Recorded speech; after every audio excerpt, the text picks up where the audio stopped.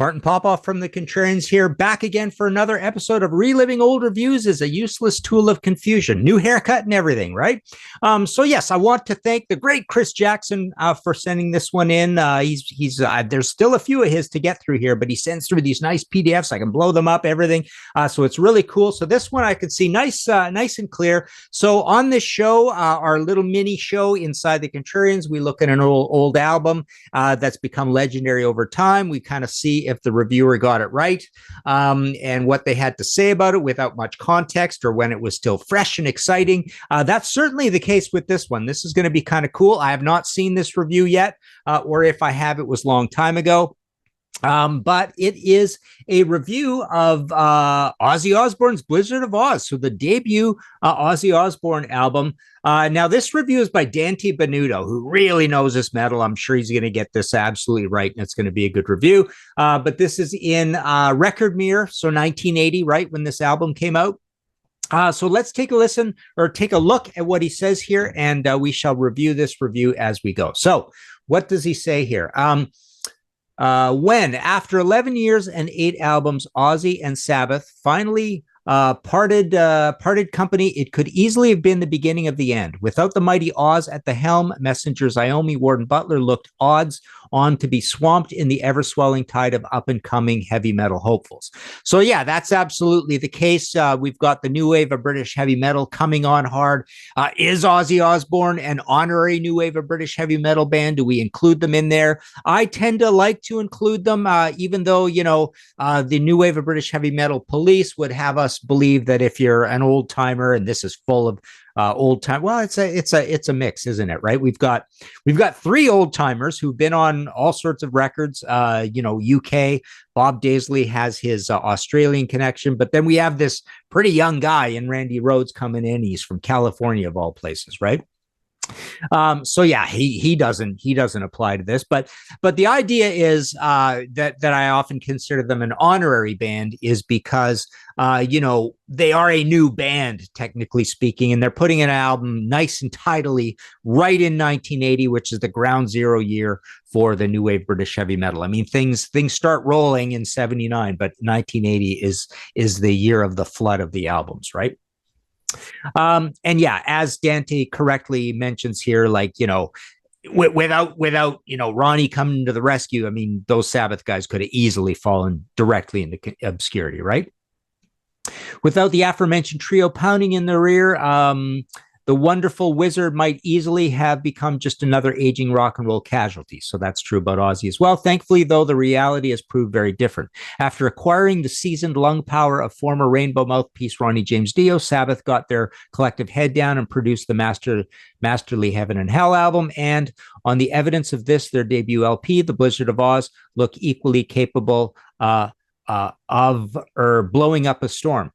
So yeah, it's funny. He's calling the band Blizzard of Oz, right? And even in the title, he's got Ozzy Osbourne Blizzard of Oz, Ozzy Osbourne Blizzard of Oz. So he's almost like saying it's the self-titled album by Ozzy Osbourne Blizzard of Oz. Interesting. Okay, the photo on the cover, Ozzy warding off some unseen harbinger of evil, may be a throwback to those magical, mystical days of yore, but with 1 or 2 expectations, most notably the ultra doomy revelation Mother Earth.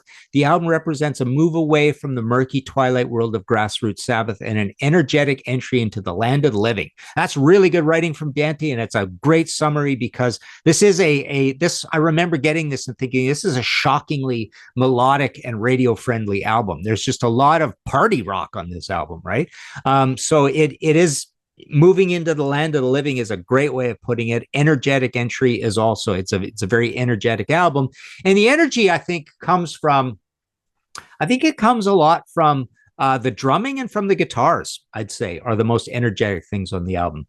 Of course, hints of past glory still remain, but on the whole, drummer Lee Kerslake, spells it wrong, it says Kesslake, ex-Uriah Heep, bassist Bob Daisley, ex-Rainbow, and guitar maestro Randy Rhoads, ex-LA band Quiet Riot, he's already calling him a maestro, that's pretty cool, unleash a live wire attack that's very much their own with current chart cert/single Crazy Train, the supreme example of their combined musical talents. And I like that. So he's saying that you're really hearing the chemistry of these players. Like what a personality that is coming out of this thing, right? Really interesting drum sound. You got Max Norman on the production, right?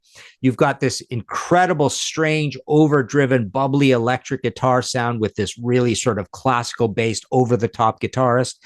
You got Bob Daisley in on lyrics and bass. You've got this super distinct, very cool voice that we all know and love in Ozzy. Loads and loads of personality, and you get all that on Crazy Train.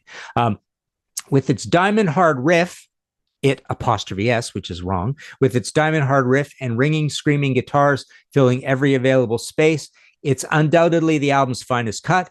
It''s is correct there. But a mere stone's throw behind our Suicide Solution, a lambasting assault that fairly scrapes the paper off the walls. Pretty cool. No Bone Movies, a light-hearted shot of good time rock and roll. Absolutely, that's what that is. And Goodbye to Romance, a gasp ballad that wins through by virtue of its sincere delivery and some delightful pompy keyboards, courtesy of Rainbow Tinkler Don Airy. It's kind of cool. He likes Goodbye to Romance, and he says it's sincere. In the course of romance, Ozzy croons, and the weather's looking fine, and I think the sun will shine again. And indeed, with an album as promising as this one in the can, I reckon the band should all invest in a good pair of Polaroids, because from where I'm sitting, their collective future looks very, very sunny. Awesome. So Dante predicted the great rise of the Ozzy Osbourne band. They're going to be a massive, massive band throughout all of the 80s.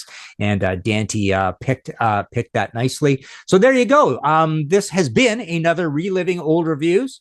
Is a useless tool of confusion. I see 4 X's at the end of this. So I think this is a 4-star out of 5 review. But there you go. Let us know in the comments below what you thought of Dante's review, my review of his review. You can join our Patreon and become part of the panels we do. We've got merch. We've got a Ko-Fi situation. I've got all these rock books I've written. And I have an old book on Ozzy Osbourne that's well out of print from years and years ago. But I do have 2 Black Sabbath books you can still get, which are the Sabotage on the early years, just a wordy 6x9 paperback, and then Born Again on the later years. So I've got a 2-part Sabbath book, but all that's at martinpopoff.com. So let us know what you think of this, and go listen to some Ozzy Osbourne.